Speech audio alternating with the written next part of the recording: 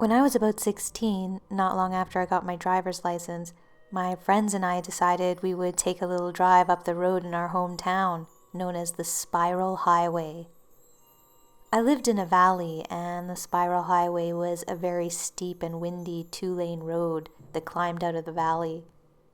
Originally, it was the only road that could take you out of the valley on the north side. Later, a few four-lane highways were built some distance to the east, and the Spiral Highway wasn't used as much after that. Not that it fell into disrepair or anything, there were a few houses along it, but it was fairly empty a lot of the time. All of the curves and the great views of the valley made it a fun drive to take, and if I remember it correctly, it was a very nice clear day. It was warm but not stifling, and it was always cooler on the top of the valley than below it anyway. Perfect for a little joyride. About 3/4 of the way to the top, we passed by a little fold in the hill that had some water trickling through it and a glade of trees. I had seen the little green area many times before, but had never bothered to stop there. So on the way back, after we'd enjoyed the view from the top of the hill, we pulled into the little parking area that was built beside the glade. There was an outhouse there, a couple of picnic tables, and a little sign that explained a bit about the area. The sign said that the site was private property that had been purchased by a group of people who had fond memories of using it as a pit stop on road trips during the early to mid-1900s, when they were children. I got the sense from what was written that the place had its heyday in the 40s and 50s. The sign also went on to explain that the site had once been used as a pet cemetery, which struck me as a bit odd. Even though it was private land, the sign made it clear that anyone who wished to use it for a break from the road was welcome to do so, as long as they cleaned up after themselves. We walked past the sign along the trail that led into the grove of trees. I remember that the area was extremely quiet and had a kind of reverent feeling that was a little unwelcoming at the same time. The best comparison I can make is that it made me feel like I was walking into an old cathedral. The Catholic iconography in cathedrals has a beauty of its own, but for a non-Catholic like me, it can be fairly off-putting and a little alien. The quiet of that place was weird, because the newer four-lane highway passed only a couple 100 yards above us. We should have been able to hear all the typical highway sounds. Semi-trucks gearing down, car engines laboring as they ascended the steep hill, etc. Instead, it was just dead quiet and felt extremely isolated. We walked a little further into the trees to check out the little creek, but as we approached, we heard wings flapping. Because of how quiet the glade was, the flapping seemed really loud. We all jumped a bit when we heard it. The bird that made the sound landed on a branch about 30 feet away, with its back to us, and perched there unmoving. At first, I thought it was a hawk, eagle, or maybe even an owl. But the more I looked at it, the more I realized that it was way bigger than those birds. The thing I remember most was how long its back was. The proportion seemed wrong somehow, though I can't describe why. How still it was seemed disconcerting to me as well. If I had not seen it land, I would have assumed it was one of those fake owls that people put to scare squirrels away. I saw an Andean condor in the zoo some years later, and it was in a cage only 10 feet or so from me. The bird we saw that day would have dwarfed it. What happened next was pretty strange. My friends and I just looked at one another, and it was as if we all decided at once that there was something very wrong about the glade, and especially the bird. We turned around, jumped back into the car, and got the hell out of there. As we continued our descent, we talked about it. We couldn't decide why we'd been so creeped out by the place.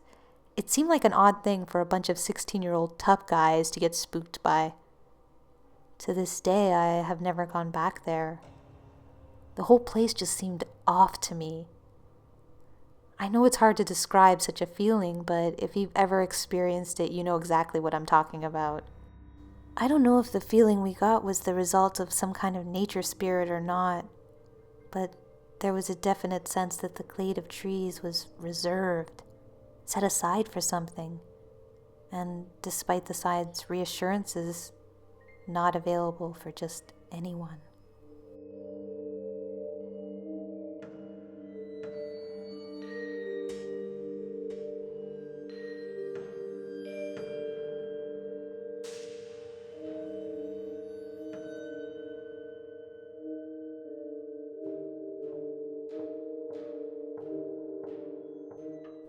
I believe I have seen an ogre, or a large ogre-like man. I was 17 years old and walking through a dense rainforest in Australia about an hour from where I live. I was with a friend who also caught a glimpse of the creature. We got to the end of one of the tracks, which has a rather small lake nearby, and at the opposite end, I began to see movements within the trees. Mind you, there is no track around to the other side of the lake, so I doubt it would be a human. That's when I caught a glimpse of a large, naked humanoid with a bulbous belly. There was also a rather distinct smell, which was overbearingly strong and stinky. As soon as the creature caught sight of me, it turned around and disappeared into the dense shrubbery. Walking back through the track, my friend and I were on guard, but we didn't see the creature again. And I've visited the location several times since then, but I've seen nothing.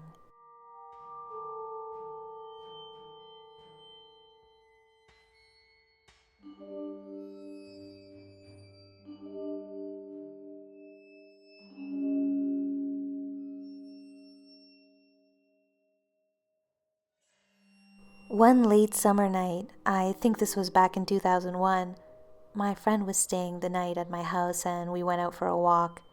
He was 14 and I was 16. At the time, I lived on the family farm in rural southern Maryland. There was a large, relatively circular path that circumscribed the westernmost parcel of land that connected the 4 homes on the property. Most of the path was laden with large gravel rocks, but the northern quadrant of this path was an old paved driveway that ran from my mobile home past the barn and to the rural country road that marked the western edge of the farm. The path from my home to the road was about 500 feet, I'm guessing. Back then, I'd usually walk our beagles around the farm at night, at my mother's request, so I had no fears of wandering around at night. When my friend came over, it was fun to break up our red faction kill streaks with strolls around the farm. It was very dark out in the country, and with all of the open space, the night sky was a canopy of stars. Couple that with the warm summer air, and nighttime excursions were irresistible. Again, anyway, we headed out. My terrier, Mitzi, followed along with us.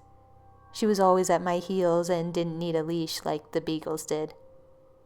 My friend and I started walking along the paved driveway and had intended to complete the circular path in a counterclockwise direction. We made it nearly to the road, just passing my great-uncle's house on our right. He owned the farm, with my great-aunt's house to our left. Another one of my great-aunts lived across the country road, directly adjacent from my uncle's house. But her house wasn't on farm property, though there was an open field on her side of the house. Behind her house was a wall of trees and the deep woods beyond. The woods were everywhere out there, but my farm was mostly open land. But back to something caught my eye. What I saw was a light coming out from the woods behind my aunt's house. The road was quiet. Everything was quiet. I watched this light come closer, and I don't know why, but the first thing I thought was that it could be a white rabbit. But I was trying to make sense of something that was about to get stranger. As the light crossed the road and approached closer, I could see that it was a floating ball of light, about the size of a basketball, floating about 3 feet off the ground. I'm not sure when I nudged my friend to get his attention, but we were both watching as the light avoided and maneuvered around the few tall pine trees my uncle had on his front yard. One thing I noticed about the light was that it was bright and white, but it didn't seem to cast any light on its surroundings. I don't remember if one of us moved or said something, but the light noticed us and stopped. It sat still for a few seconds, and so did we. We watched it, and we were about 30 feet from it. Eventually, my dog noticed it too. She had been sniffing around somewhere else up until then. She started yapping and ran right at the sphere of light. At that point, the light sped off very fast back in the direction it had come from, right back into the woods with my dog trailing behind. Now, Misty was a fast dog, but she couldn't keep up. We watched her follow it into the woods, though. My friend and I just looked at each other, probably said a few expletives, and ran back to the house into my room. My dog lost her quarry eventually as she came back on her heels by the time we reached my yard. The experience was more bewildering than scary, but the adrenaline rush of seeing something like that had us wired, and I kind of wanted to be scared, so we were just staring out my window, which faced the end of the driveway, for the rest of the night. I think it could have been a fairy or something like that. I'm still not sure what it was, but that ball of light exhibited an intelligence, an active awareness of its surroundings, and perhaps even fear, which is what prompted it to flee.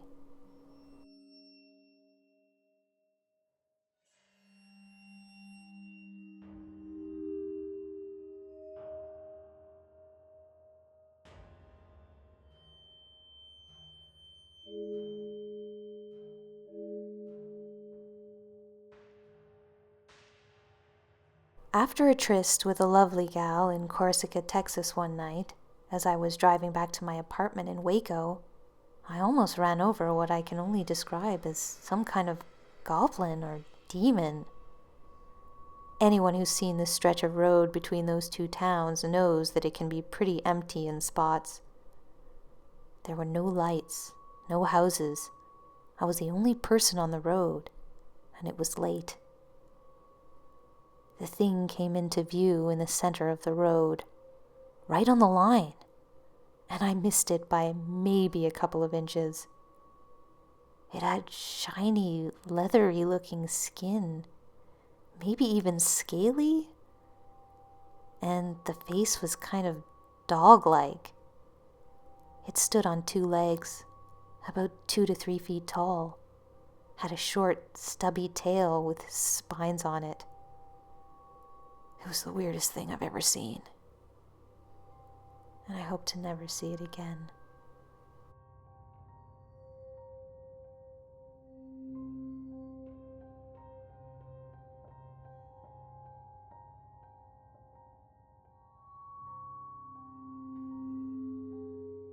I've always believed in fairies, and I remember going into the woods as a kid and talking to them for hours.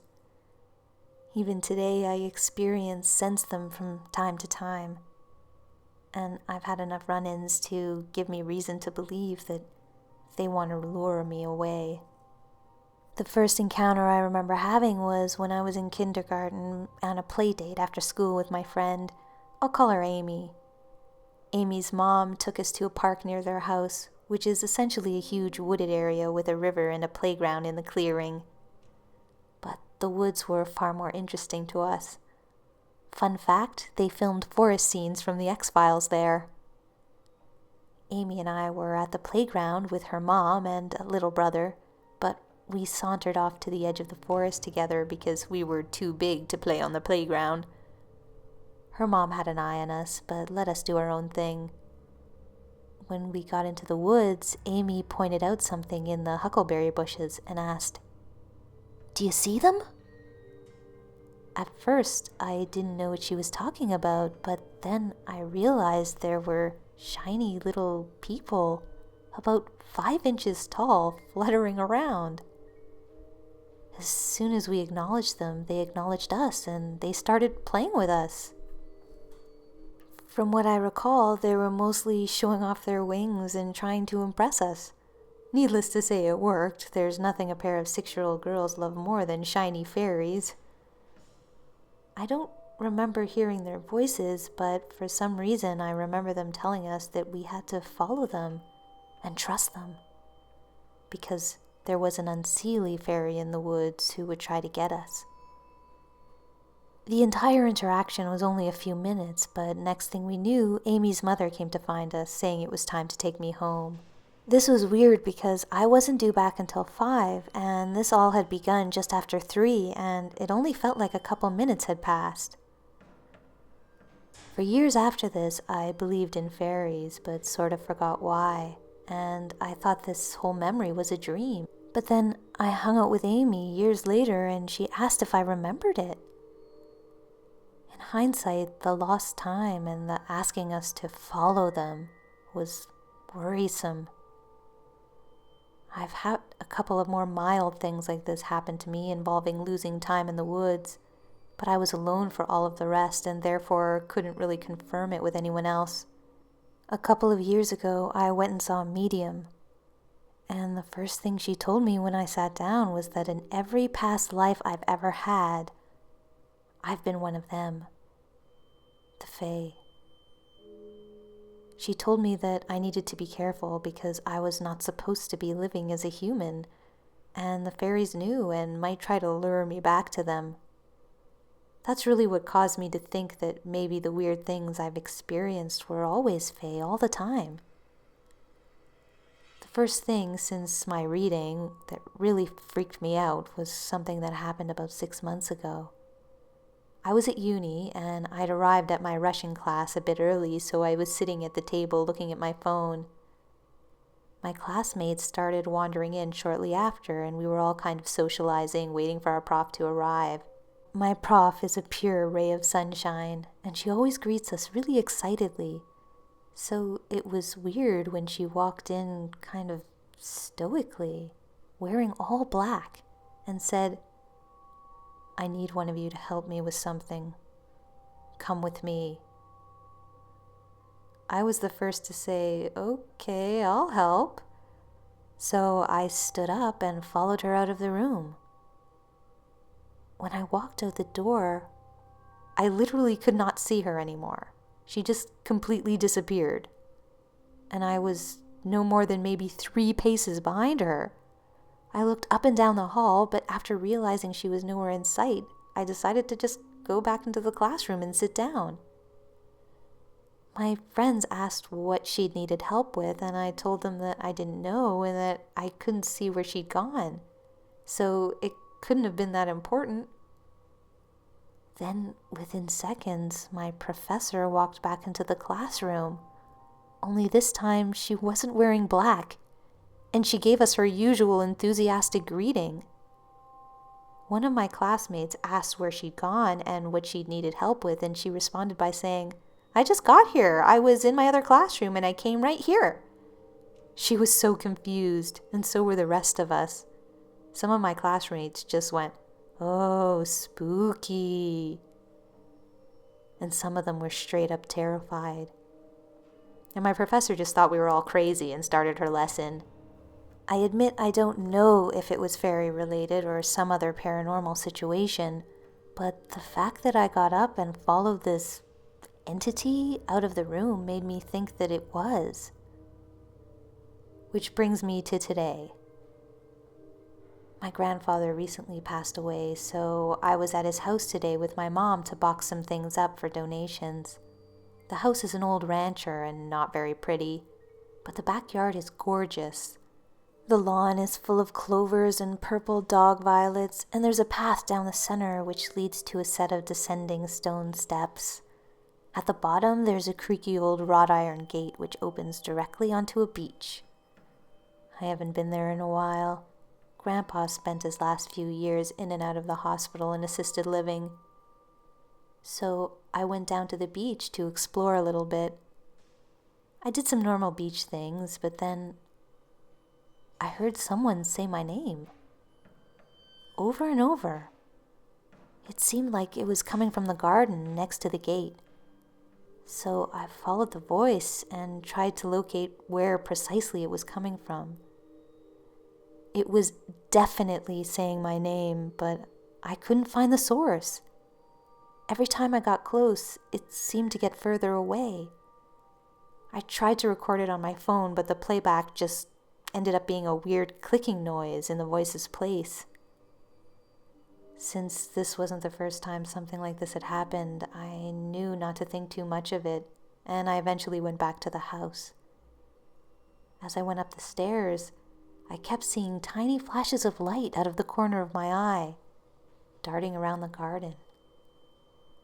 And I'm pretty sure it was fairies.